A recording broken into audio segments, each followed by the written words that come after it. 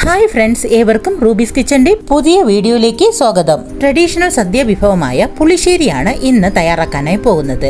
രുചിയും പുളിയും മധുരവും എല്ലാം ഒന്നു ചേർന്ന അസാധ്യ രുചിയിലുള്ള ഒരു ട്രഡീഷണൽ പഴം കൊണ്ടുള്ള പുളിശ്ശേരി. പുളിശ്ശേരി പല രീതിയിൽ ഉണ്ടാക്കാറുണ്ട്. മാമ്പഴ പുളിശ്ശേരി, പഴം കൊണ്ടുള്ള പുളിശ്ശേരി, കുമ്പളങ്ങ ഇട്ട പുളിശ്ശേരി, വെള്ളരിക്ക ഇട്ട വെള്ള പുളിശ്ശേരി, അങ്ങനെ പുളിശ്ശേരി പല രീതിയിൽ ഉണ്ടാക്കാറുണ്ട്. ഇന്ന് നമുക്ക് പഴം കൊണ്ടുള്ള പുളിശ്ശേരി തയ്യാറാക്കാം. പുളിശ്ശേരിയുടെ റെസിപ്പിയിലേക്ക് പോകുന്നതിന് മുന്നേ എപ്പോഴും പറയാറുള്ളത് പോലെ നമ്മുടെ റൂബീസ് കിച്ചൻ ആദ്യമായി കാണുന്നവരും അതുപോലെ തന്നെ ഇതുവരെ സബ്സ്ക്രൈബ് ചെയ്യാത്ത ആരെങ്കിലുമുണ്ട്, പ്ലീസ് ഒന്ന് സബ്സ്ക്രൈബ് ചെയ്ത് സപ്പോർട്ട് ചെയ്യാൻ മറന്നു പോകരുത്. അതുപോലെ തന്നെ ആ തൊട്ടടുത്ത് കാണുന്ന ബെൽ ബട്ടൺ പ്രസ് ചെയ്യാനും മറക്കരുത്. എങ്കിൽ മാത്രമേ ഞാനിടുന്ന പുതിയ വീഡിയോസിന്റെ നോട്ടിഫിക്കേഷൻസ് നിങ്ങൾക്ക് ലഭിക്കുകയുള്ളൂ. കൂടെ തന്നെ ലൈക്ക് ചെയ്യാനും സബ്സ്ക്രൈബ് ചെയ്യാനും കമന്റ് ചെയ്യാനും മറന്നു പോകരുത്. അപ്പോൾ നമുക്കിനി പോകാം വീഡിയോയിലേക്ക്. പഴം പുളിശ്ശേരി എങ്ങനെയാണ് തയ്യാറാക്കുന്നതെന്ന് നമുക്ക് നോക്കാം. ഏത്തൻ പഴം 3 എണ്ണം, മീഡിയം സൈസുള്ള 3 എണ്ണമാണ് ഞാൻ എടുത്തിട്ടുള്ളത്. തേങ്ങ ചിരകിയത് 1 കപ്പ്, പച്ചമുളകും 4 എണ്ണം, ചെറിയ ഉള്ളി 5 എണ്ണം, ജീരകം 1/2 ടേബിൾ സ്പൂൺ, തൈര് 1 കപ്പ്. പുളിശ്ശേരി തയ്യാറാക്കാനായി ഞാൻ മൺചട്ടിയാണ് എടുത്തിട്ടുള്ളത്. മൺചട്ടിയിൽ തയ്യാറാക്കുമ്പോൾ അതിൻ്റെതായ രുചിയും ഗുണവും എല്ലാം ഉണ്ടാകും. അപ്പോൾ നമുക്ക് ഈ മൺചട്ടിയിലേക്ക് ആദ്യം പഴം ഒന്ന് കഷ്ണങ്ങളാക്കി ഇട്ട് കൊടുക്കാം. കൂടെ തന്നെ 2 പച്ചമുളക് കട്ട് ചെയ്ത് ഇട്ട് കൊടുക്കാം. ഇനി ആവശ്യത്തിന് വെള്ളവും ചേർത്ത് നമുക്ക് വേവിക്കാനായി വെക്കാം. പഴം ഒന്ന് വെന്ത് വരട്ടെ. നമുക്ക് അല്പം ഉപ്പും കൂടി ചേർത്ത് കൊടുക്കാം. ഇനി നമുക്ക് ഒന്ന് മൂടി വെച്ച് ഇത് വേകുന്നത് വരെ വെയിറ്റ് ചെയ്യാം.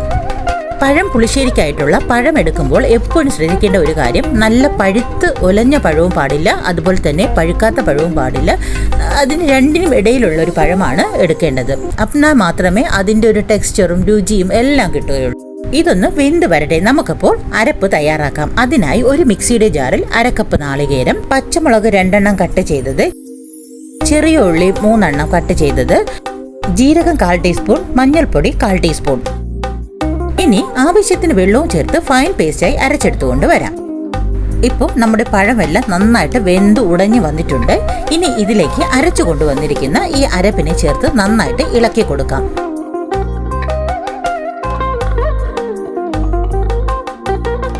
ഒന്ന് തിളച്ച് വരട്ടെ. നമുക്ക് ഒന്ന് വെയിറ്റ് ചെയ്യാം.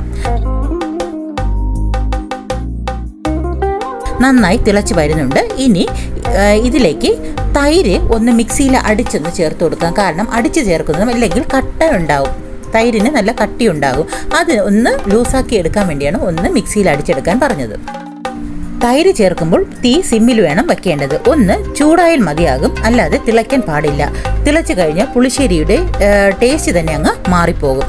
അപ്പോൾ നമ്മുടെ ഇതെല്ലാം നല്ല റെഡിയായി വന്നിട്ടുണ്ട്. ഇനി നമുക്കൊന്ന് മാറ്റി വെച്ചതിന് ശേഷം കടുക് താളിച്ച് ചേർക്കാം. അതിനായിട്ട് ഒരു പാൻ എടുത്ത് അടുപ്പത്ത് വെച്ച് അതിലേക്ക് 1.5 ടേബിൾ സ്പൂൺ വെളിച്ചെണ്ണ ഒഴിച്ചു കൊടുക്കാം. എപ്പോഴും ട്രഡീഷണൽ രീതിയിൽ നമ്മൾ തയ്യാറാക്കുമ്പോൾ വെളിച്ചെണ്ണയാണ് നല്ലത്. അപ്പോൾ വെളിച്ചെണ്ണ ഒന്ന് ചൂടായി വരുമ്പോൾ കടുകിട്ട് പൊട്ടിക്കാം.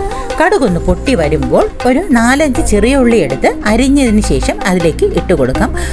അതൊന്ന് നന്നായി ബ്രൗൺ നിറമായി വരുമ്പോൾ കട്ട് ചെയ്ത് വെച്ചിരിക്കുന്ന 3 വറ്റൽമുളകിനെ ചേർത്തിട്ട് കൊടുക്കാം. കൂടെ തന്നെ കറിവേപ്പിലയും കൂടി ആഡ് ചെയ്ത് ഒന്ന് വഴറ്റി കൊടുക്കാം. തീ ഒന്ന് ഓഫ് ആക്കിയതിന് ശേഷം ഒരു നുള്ള മുളക് പൊടി ഇട്ട് ഒന്ന് മിക്സ് ചെയ്ത് കൊടുക്കാം. അത് ഓപ്ഷണലാണ്, ഒന്ന് കളർഫുൾ ആയി കിട്ടാൻ വേണ്ടിയാണ് ഞാനിങ്ങനെ ചെയ്തത്. ഈ താളിപ്പിനെ നമുക്ക് പുളിശ്ശേരിയിലേക്ക് ചേർത്ത് നന്നായിട്ട് മിക്സ് ചെയ്തെടുക്കാം. നമ്മുടെ സൂപ്പർ ടേസ്റ്റിലുള്ള ട്രഡീഷണൽ പഴം പുളിശ്ശേരി തയ്യാറായി കഴിഞ്ഞു. വളരെ കുറഞ്ഞ ചേരുവകൾ മാത്രം ഉപയോഗിച്ച് എളുപ്പത്തിൽ തയ്യാറാക്കാൻ പറ്റിയ കേരളീയ സദ്യയിലെ വളരെ അടിപൊളി വിഭവമാണ് ഇത്. പുളിയും മധുരവും ഇടകലർന്ന ഈ വിഭവം എല്ലാ പേർക്കും ഇഷ്ടപ്പെടുന്ന ഒന്നാണ്. അധികം എരിവുമില്ല, മധുരവുമായതിനാൽ കുട്ടികൾക്കും അതുപോലെ തന്നെ പ്രായം ഏറിയവർക്കും ഒക്കെ വളരെയധികം ഇഷ്ടപ്പെടുന്ന ഒന്നാണ് നമ്മുടെ ഈ പഴം പുളിശ്ശേരി. നമ്മുടെ ഈ പുളിശ്ശേരി നിങ്ങൾക്കും ഇഷ്ടമായിട്ടുണ്ടെന്ന് കരുതുന്നു. നിങ്ങളുടെ അഭിപ്രായങ്ങൾ കമന്റ് രൂപത്തിൽ അറിയിക്കുകയും വേണം. അതുപോലെ തന്നെ നിങ്ങൾക്കറിയാവുന്ന മറ്റുള്ളവരിലേക്ക് കൂടി ഒന്ന് എത്തിച്ചു കൊടുത്ത് ഞങ്ങളെ സപ്പോർട്ട് ചെയ്യാനും മറന്നു പോകരുത്. കൂടെ തന്നെ ലൈക്ക് ചെയ്യാനും കമന്റ് ചെയ്യാനും മറക്കരുത്. അപ്പോൾ മറ്റൊരു വിഭവമായി കാണാം. Thanks for watching.